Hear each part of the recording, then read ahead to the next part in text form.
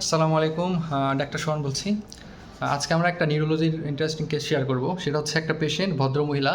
তো তিনি এরকম 2-3 মাস ধরে, তার এরকম মাথা ব্যথায়, মাথা ঘুরে, তিনি এমনি হোমিওপ্যাথি খাচ্ছেন, কবিরাজের ওষুধ খাচ্ছেন, দুর্বল দুর্বল লাগে, মাঝে মাঝে বমি বমি ভাব হয়, সকালের দিকে মাথা ব্যথা হয়।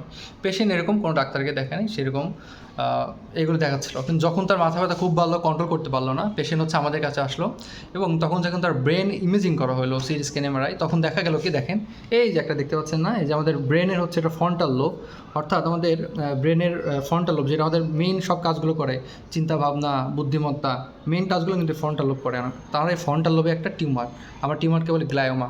তো তার ইমেজিংয়ের করে, ব্রেন ইমেজিং করে এটা দেখা গেল।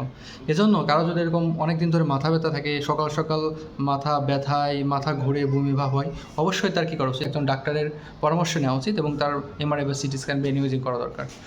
তো আপনাদের সবাইকে সতর্ক করার জন্য ভিডিওটা করা। সবাইকে ধন্যবাদ। আসসালামু আলাইকুম।